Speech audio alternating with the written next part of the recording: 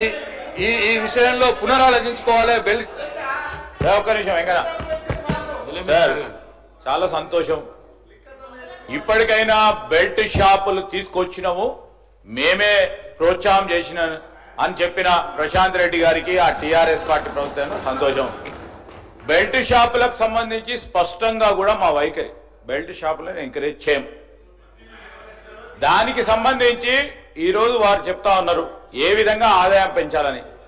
ఆదాయం పెంచడానికి కేవలం రేట్లు పెంచడానికో లేకుంటే బెల్ట్ షాప్ పెంచడం కాదు అధ్యక్ష. లీకేజెస్ ఏదైనా డిపార్ట్మెంట్ లో ఉంటే దాన్ని అరికట్టే కార్యక్రమం చేస్తామని చెప్పడానికి మేము ఆదాయం పెంచుతామని చెప్పాము. ఆ విధమైన లీకేజెస్ ఉండే వారి ప్రభుత్వ హయాంలో ఆ లీకేజెస్ ని అరికట్టే కార్యాచరణ తీసుకుంటున్నాం కనుకనే మాకు నమ్మకం ఉంది. వారు అన్ని వారే చేసిండ్రు, బెల్ట్ షాపులు తెరిచిండ్రు అడ్డగోలుగా ఇష్టారాజ్యంగా. ఈ రోజు ఆ బ్రీవరేజ్ కంపెనీకి సంబంధించి ఏ విధంగా చెప్పిండ్రో ఆ విధంగా చెప్పిండ్రు. కానీ అధ్యక్ష, ఈరోజు చౌక ధరలకు సంబంధించిన షాపులలో కూడా అమ్ముకునే అవకాశం ఇచ్చిన అధ్యక్ష వారు అనేక సందర్భాల్లో వారు పట్టుబడ్డారు అధ్యక్ష. ఈరోజు వారు మాట్లాడుతారంటే దయ్యాలు వేదాలు వలికినట్టున్నాయి అధ్యక్ష. ఈరోజు ఏంది అధ్యక్ష, మేమేం చెప్పినాం? లీకేజెస్ ని అరెస్ట్ చేస్తాం, అడ్మినిస్ట్రేటివ్ రిఫార్మ్స్ తీసుకొస్తాం, దానివల్ల ఈ విధంగా మాకు రెవెన్యూ పెంచే అవకాశం ఉంటుందని చెప్పినాం. దాన్ని తీసుకుపోయి ఆయనకున్న నిజంగా అనుభవంతో దాన్ని అటెండర్ తీసుకుపోయి ఆ విధంగా మాట్లాడే ప్రయత్నం చేస్తా ఉన్నారు అధ్యక్ష. చాలా సమయం ఇచ్చారు అధ్యక్ష వారికి. దయచేసి ప్రశాంత్ రెడ్డి గారు కంక్లూడ్ కూడా చేయడం జరిగిందని వారు చెప్పిండ్రు. దయచేసి ఇప్పుడు మా సభ్యులకు అవకాశం అని కోరుతా ఉన్నాను. ఒక్క నిమిషం అన్న, మినిస్టర్ గారు వన్ మినిట్ మినిస్టర్ గారు 1 మినిట్. ప్రశాంత్ రెడ్డి గారు, నేను కూడా ఒక ఇంటర్వ్యూని అవుతాను. ఈ హరితహారము 10 సంవత్సరాల నుంచి 200 చిల్లర మొక్కలు కోట్ల మొక్కలు నాటినామని చెప్పిండ్రు. నా దృష్టికి వచ్చింది ఏంటంటే కోనా కార్పస్ అని చెప్పేసి ఒక చెట్టు ఉంది. అది దానికి నీళ్ళు అవసరం లేదు, ఏడ పెడితే ఆడ పెరుగుతుంది.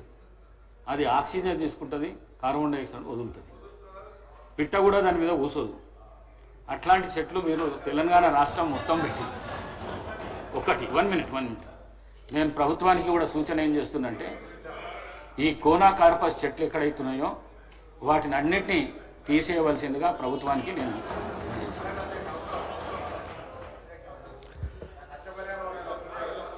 సార్, అది 270 కోట్ల మొక్కల్లో అనేక రకాల మొక్కలు ఉన్నాయి సార్. దాంట్లో మీరు చెప్పింది ఉంటే వెరిఫై చేసుకోండి, వెరిఫై చేపియండి సార్.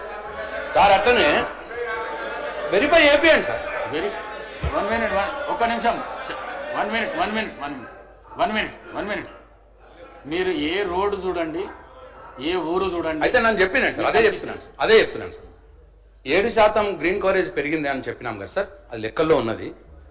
ఈ 7% గ్రీన్ కవరేజ్ పెరిగిన దాంట్లో ఎవెన్యూ ప్లాంటేషన్ అంటే రోడ్ల మీద పెట్టే మొక్కలతోటి 1% కూడా ఉండదు సార్. 5% ఫారెస్ట్ రీజునేషన్ ఏదైతే చేసినామో, ఫారెస్ట్ ని సీడ్లు పోసి ఫారెస్ట్ ఏదైతే పెంచిర్రో అటువంటి అన్ని కూడా 6% అవే ఉంటాయి సార్. ఇవన్నీ ఒక 1-2% ఉంటాయి సార్. 5% ఆ ఫారెస్ట్ దాంట్లో ఉంటుంది సార్. అనేక అవార్డులు వచ్చినాయి సార్ హరితహారం ప్రోగ్రామ్కి. సరే, మీరు చెప్పింది అదేదైనా ఉంటే ప్రభుత్వానితో చేపియండి సార్. 1. 2 సార్, శ్రీధర్ బాబు గారు చాలా చిలక పలుకులు పలికినారు సార్. ఇప్పుడు నేనేమంటున్నా అంటే ఈ ప్రభుత్వానికి చిత్తశుద్ధి ఉంటే మీరు మేనిఫెస్టోలో చెప్పినట్టు బెల్ట్ షాపుల్ని తీసేయండి. ప్రభుత్వం మీదే ఉన్నది, మీరు మేనిఫెస్టోలో చెప్పినట్టు బెల్ట్ షాపులు తీసేయాలని చెప్పి నేను డిమాండ్ చేస్తూ, అదే అధ్యక్ష, బెల్ట్ షాపులు తీసేయాలి. అట్లనే ఆదాయం 12,000 కోట్లు. 12,000 కోట్లు అంటే మామూలు మాట కాదు సార్. 12,000 కోట్లు ఇవాళ పెంచాలా అనంటే ఎన్ని రేట్లు పెంచుతారు సార్? ఏం చేస్తారు సార్? ఏ పిలుపురేది ఉంటుంది సార్? ఇదంతా కూడా సార్, ఇది అన్యాయం సార్. 12,000 కోట్లు పెంచడం అయితే ప్రజల్ని మంది ఎక్కువ తాగిపోయడం, లేకపోతే ప్రజల మీద భారం మోపడం, ఈ 2 విషయాలే మరి టార్గెట్ గా పెట్టుకున్నారు. దయచేసి దీని మీద పునరాలోచించాలి, బెల్ట్ షాపులు ఎత్తేయాలి, ఈ 12,000 కోట్లు ఆదాయం పెంచాలన్న దాన్ని వాపసు తీసుకోవాలని చెప్పి నేను డిమాండ్ చేస్తూ సెలవు తీసుకుంటున్నాను. కోమటిరెడ్డి వెంకటరెడ్డి.